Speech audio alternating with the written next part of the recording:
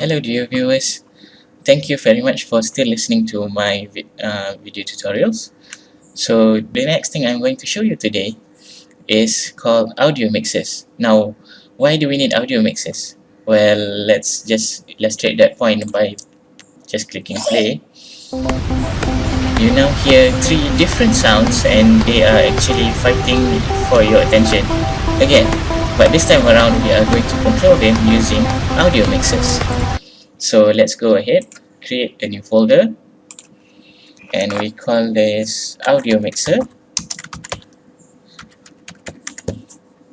The reason you want to put it in different folders is because you can stack up all your audio mixes there. So the next thing we need to do is go to right click, create audio mixer, and we call this mixer 1. And now we double click the mixer and you get something like this. This is the master for all of you who have not have audio background. Master is where all the audios will come out of here. So right now let's try and see how this works.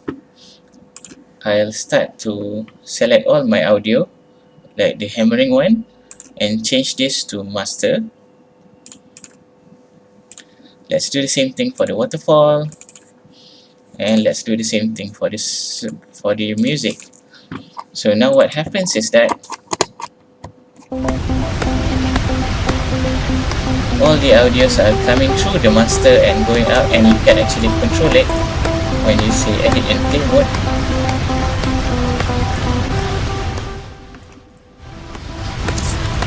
So by clicking edit and play mode, it allows you to edit this master in real time. And when you stop, whatever changes that you make during the live play would actually be safe inside here, so you do not have to worry about that. So it is kind of pointless right now because every sound is going through the master. So now let's separate the sounds to background and sound effects and also ambience, things like that. So let's start with that. Select the groups, master, right click and say add child group. This will create a new channel for you. So the first channel is BJ music, then create another channel called ambience,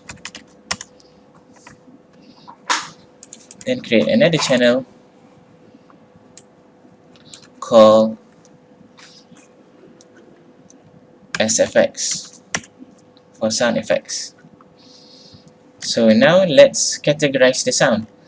First, this is a hammering sound, so it is SFX. So let's change the output to SFX. Secondly, this is a large waterfall, so it is an ambience, so let's put it on ambience. And this is a background music, so let's put it inside background music. So now when I play, you get to see that we now all have 3 channels, and these 3 channels are now controllable on its own. So I can slow down my background music if I need to, or I can increase it. Right now I'm hearing the waterfall a little bit too loud, so maybe I want to decrease the waterfall. So now I can hear the background music, the ambience, and maybe I don't want the hammering sound to be too loud, so maybe I can change this to lower, or maybe just a little bit like that. So now the sounds are no longer fighting against each other, and you have more better control over all these sounds by having its own channel for each and every category.